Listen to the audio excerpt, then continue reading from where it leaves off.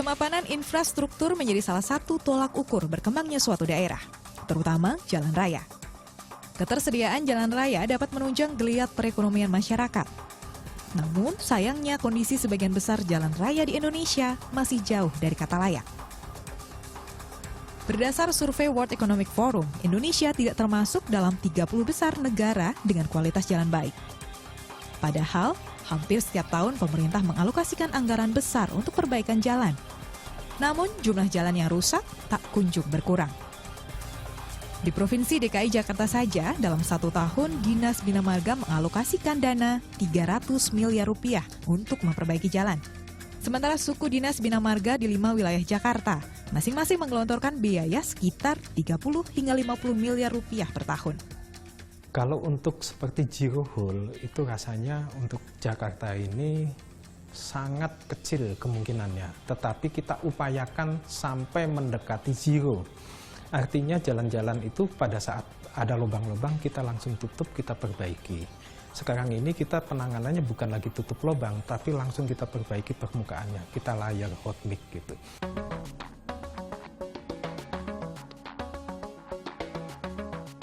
Dinas Pekerjaan Umum DKI Jakarta mendata tahun 2015 ada 5.770 titik jalan rusak di Jakarta dengan luas mencapai 301.000 meter persegi. Meski anggaran yang digelontorkan bernilai fantastis, nyatanya jalan rusak masih bertebaran di ibu kota.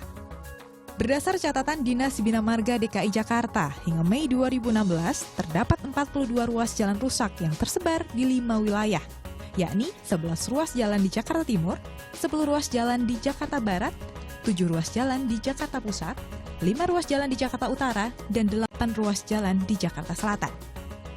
Salah satu ruas jalan yang rusak adalah Jalan Raya Kalimalang, Jakarta Timur. Hampir semua ruas jalan ini berlubang. Kondisi jalan yang rusak semakin diperparah dengan pembangunan jalan tol Bekasi Cawang, Kampung Melayu.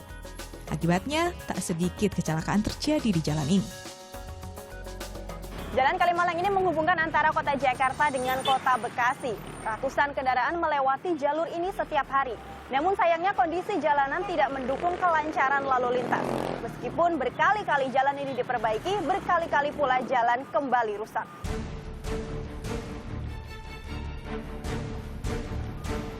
Kondisi jalan Kalimalang yang berdebu juga membuat jarak pandang menjadi terbatas.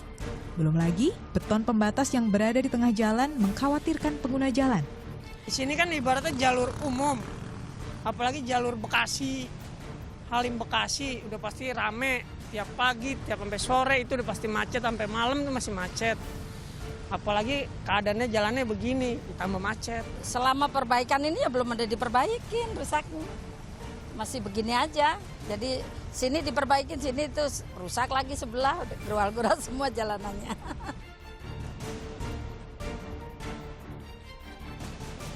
Berbagai faktor melatar belakangi kerusakan jalan di Jakarta. Salah satunya disinyalir aspal yang digunakan tak berkualitas. Namun, pihak Dinas Bina Marga mengaku aspal yang digunakan sudah sesuai standar. Kita seperti aspal sudah kita uji lewat lab. Artinya, itu pihak laboratorium sudah memberikan rekomendasi bahwa aspal yang kita gunakan ini aspal yang memang sudah memenuhi syarat. Kita pakai juga standar Kementerian PU juga pakai seperti itu aspalnya. Artinya jalan-jalan yang sedang kita perbaiki kemudian belum lama, belum cukup umur sudah rusak lagi. Ini banyak faktor. Faktor utama ialah akibat adanya galian-galian. Selain kualitas aspal, drainase juga berimbas pada kerusakan jalan. Daya dukung tanah pada badan jalan sangat dipengaruhi kandungan air dalam tanah. Jika kandungan air tinggi, maka daya dukung tanah akan menurun.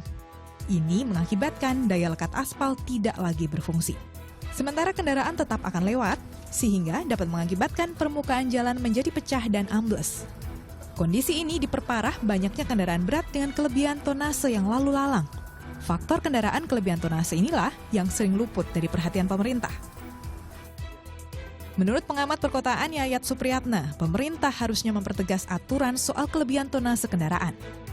Selain itu harus menerapkan pengawasan jalan secara satu pintu agar mempercepat proses perbaikan.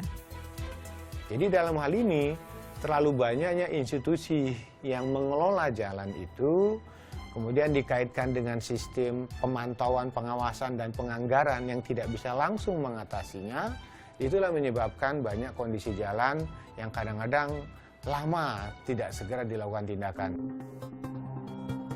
Jalan yang baik setidaknya harus memiliki 5 lapisan. Lapisan pertama yaitu tanah dasar. Kedua, pondasi bawah yang berisi agregat atau batu kasar dengan ketebalan 15 hingga 20 cm. Kemudian lapisan pondasi atas setinggi 10 hingga 15 cm yang berisi potongan batu kecil. Kemudian dilapisi aspal cair dengan takaran 4-5 kg per meter persegi. Selanjutnya, lapisan teratas menggunakan hot mix dengan ketebalan 3-4 cm. Jika komposisi ini benar, konstruksi jalan akan mampu bertahan selama 10 tahun. Dengan penggunaan aspal berkualitas dan perawatan rutin, bukan tidak mungkin jika suatu saat nanti Jakarta bisa memiliki jalan yang berkualitas layaknya negara-negara maju. Rani Hastuti, Hanif Abduh melaporkan untuk NET.